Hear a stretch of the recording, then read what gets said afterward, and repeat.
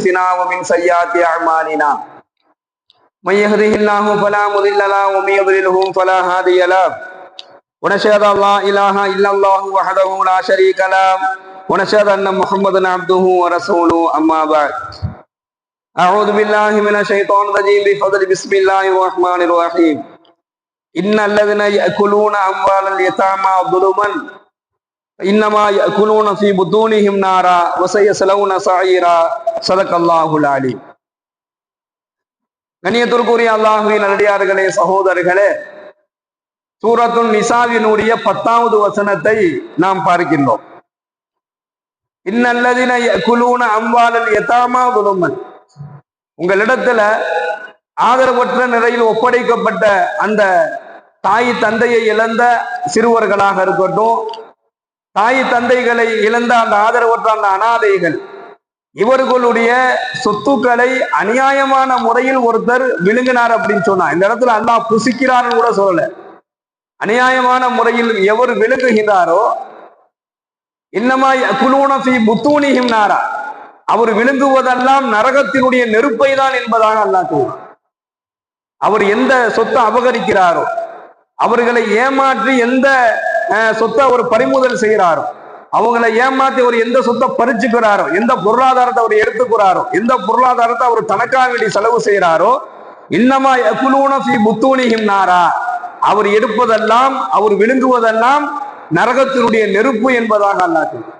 வஸயஸ்லவுன ஸாயிரா, கொழுந்து விட்டு எரியும் நெருப்பில் அவர் நிச்சயமாக நுழைவார் என்பதாக எல்லாம் உள்ள இறைவன் சூரத்துன் நிசா என்று சொல்லக்கூடிய அத்தியாயத்தில் 10வது வசனமாக ஒரு ஆதரவற்ற அனாதையாக இருக்கக்கூடியவர்களுடைய பொருளாதாரத்தை, சொத்தை எப்படி நாம பாதுகாக்கணும், அதை பாதுகாக்கக்கூடியவர் எப்படி இருக்கணும், அதை எந்த நிலையில அவர் அபகரிச்சிடக்கூடாது என்பதை இந்த வசனத்தின் வாயிலாக அல்லாஹ் சொல்லி காண்பிக்கலாம்.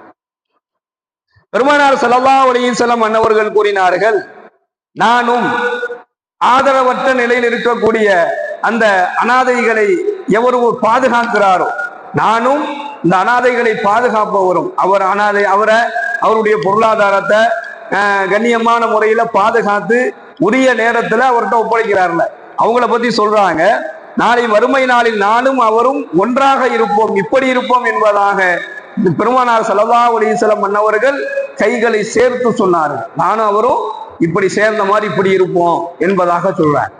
மேலும் அனாதைகளுடைய அந்த ஆதரவற்ற நிலையில் இருக்கக்கூடிய அந்த அனாதைகளை எவர் ஏமாத்துறாரோ, ஒருவர் ஏமாத்துறாரோ, நெருப்பினுடைய பாறைகளை அவருக்கு அவருடைய வாயில் திணிக்கப்படும் என்பதாகவும் ஸல்லல்லாஹு அலைஹி வஸல்லம் எச்சரித்து காட்டுறார். மேராஜினுடைய பயணத்துல நடைபெற்ற ஒரு சம்பவத்தையே சொல்றாங்க.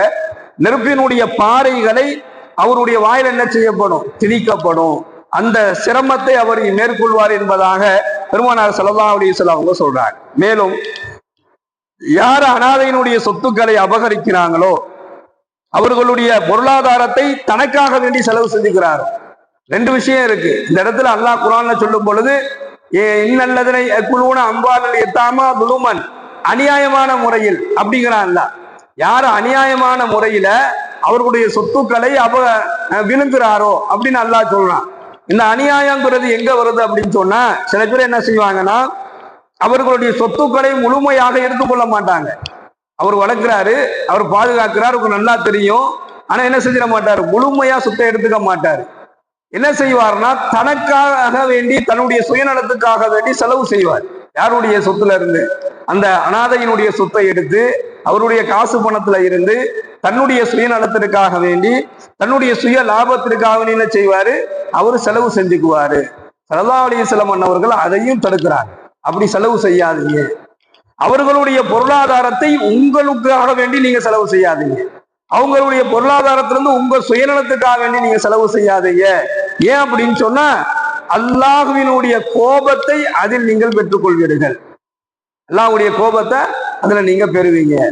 யாருடைய திருப்தியில் அல்லாஹ்வுடைய திருப்தி இருக்குது அப்படின்னு சொன்னா, ஏழ்மையான முறையில் இருக்கக்கூடிய ஏழைகள், மிஸ்கின்கள், வறியவர்கள், பொருளாதார நெருக்கடியில் பாதிக்கப்பட்டவர்கள், வறுமையினால் பாதிக்கப்பட்டவங்க, தாய் தந்தையை அல்லது தந்தையை இழந்த ஆதரவற்ற இருக்கக்கூடிய அனாதைகள், இவர்களுடைய பொருத்தத்துல அல்லாஹ்வுடைய பொருத்தம் இருக்கிறது என்பதாக நபிகள் நாயகம் ஸல்லல்லாஹு அலைஹி வஸல்லம் அவங்க சொல்றாங்க. மன் கான யர்ஜு லிகா அல்லாஹி ஃபஇன்ன அஜரல்லாஹி லான்.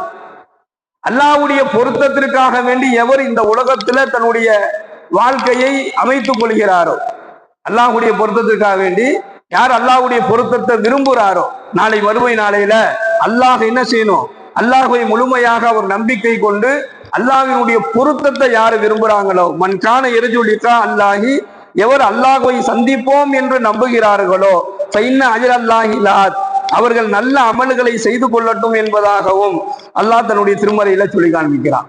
யார் அல்லாஹ்வினுடைய பொருத்தத்தை விரும்புகிறாரோ அவரு நல்ல அமல்களை செஞ்சு கொள்ளட்டும். நல்ல அமல்கள் எல்லாமே இருக்குது அவர்கிட்ட, நல்ல வருமானம் இருக்குது, பொருளாதாரம் இருக்குது, அதே போல் நல்ல அமல்கள் இருக்குது.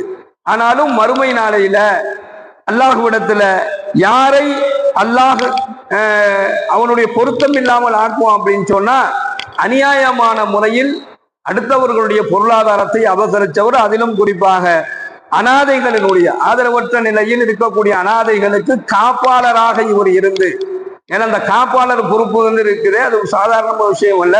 ஸல்லல்லாஹு அலைஹி வஸல்லம் அவர்கள் சொல்கின்றார்கள், ஒரு ஆதரவற்ற நிலையில் இருக்கக்கூடிய ஒரு அனாதையினுடைய ஒரு காப்பாளராக எவர் இருக்கிறாரோ, எவர் அந்த பொருளாதாரத்திற்கோ அந்த பிள்ளைகளுக்கோ பாதுகாப்பாக இருக்கிறாரோ, அவர் மிகவும் கவனமாக இருந்து கொள்ளட்டும். அவருக்கு அதை உரிய நேரத்தில் ஒப்படைப்பது ஒரு கடமை.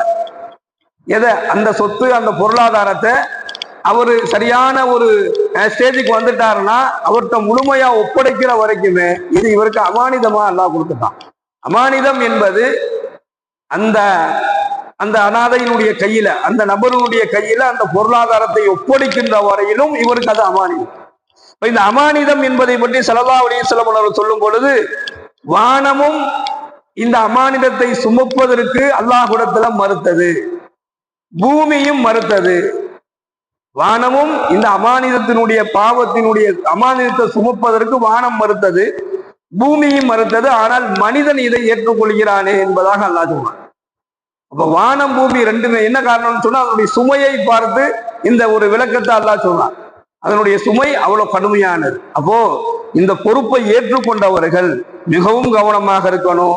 அப்படி இந்த பொறுப்பை ஏற்றுக்கொண்டவர்கள் அதை சரியான முறையில் நிறைவு செய்து விட்டார்கள் என்று சொன்னால், அந்த பிள்ளைகளை பாதுகாக்கிறது, அவங்களுடைய சொத்துக்களை பாதுகாக்கிறது, இது போன்ற காரியங்களை அவர் நிறைவு செஞ்சிட்டார் அப்படின்னு சொன்னா நிச்சயமாக அவர் மறுமையில் என்னுடன் இருப்பார் என்பதாக நபிகள் நாயகம் ஸல்லல்லாஹு அலைஹி வஸல்லம் அவர்கள் கூறி காண்கின்றார்.